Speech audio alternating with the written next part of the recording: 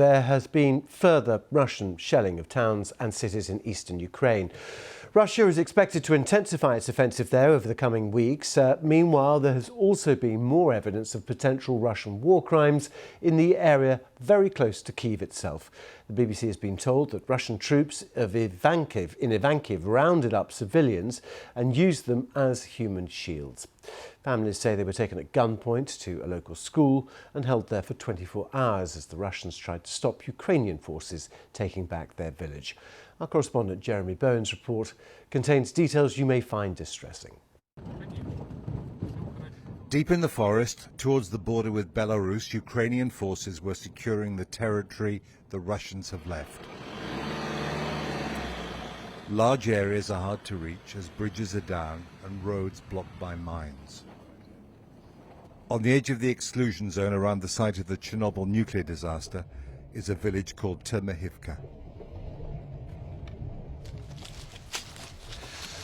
Really swampy ground. Everyone wanted to talk about the Russians. Bogdan showed a place where Russian soldiers made him dig a shallow grave to bury a man they'd killed. And they had to sleep under these rags?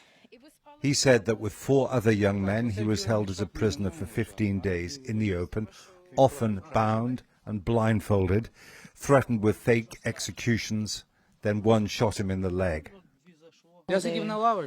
He put me on the bench, aimed his machine gun at me, and shot my knee. It's because my younger brother was in the army. They found his military cap and photos. Ukrainian soldiers and others said the Russians had used civilians as human shields in the next village, Obukhovychi. It's a small place on a lake. The Russians tried unsuccessfully to blow up the dam before they left.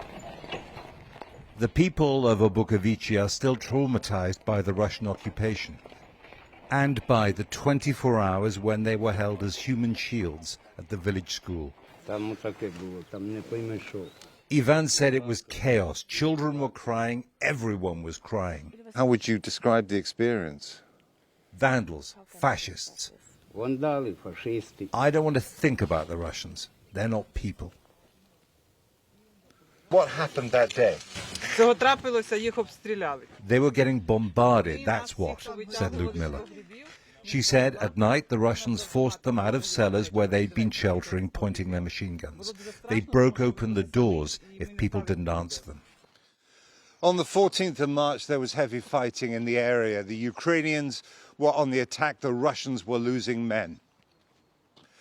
That night, the Russians went door to door in the streets around here and at gunpoint marched, estimates vary, 100 to 150 people of all ages, old people, children as well, and they put them in that school and they held them as human shields. Maria Bilohovost said she survived the Second World War. They were like the Germans, except they spoke Russian, so I knew what they were saying. We were invited into the house. Maria, the great-grandmother, was left behind, terrified about the rest of the family, who were held in the freezing cold school gymnasium. Marina said her daughter still shows signs of anxiety. I was afraid we would all be shot in that gym. I was scared for my daughter. I don't have the words. I'm still frightened. Machine guns. A 2-year-old girl should not see this. I'm sorry. I'm going to cry. Slowly, this part of Ukraine is being reconnected to the rest of the country.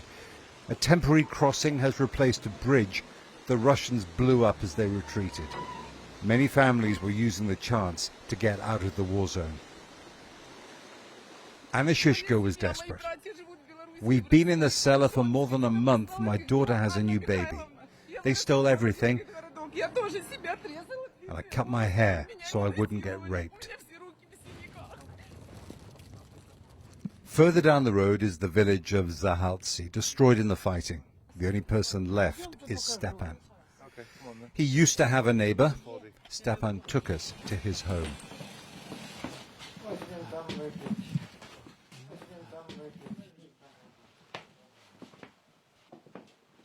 He died on his own 3 weeks ago while the village was in Russian hands. Animals have eaten the flesh from his head. He had basic medications, but it's not clear how he died. It is clear that the occupiers didn't help him. Where Ukrainian forces are back, evidence is accumulating that Russian troops repeatedly broke the laws of war. The question is how the Russians are treating civilians in the places which they still occupy. Jeremy Bowen, BBC News, Ivankiv.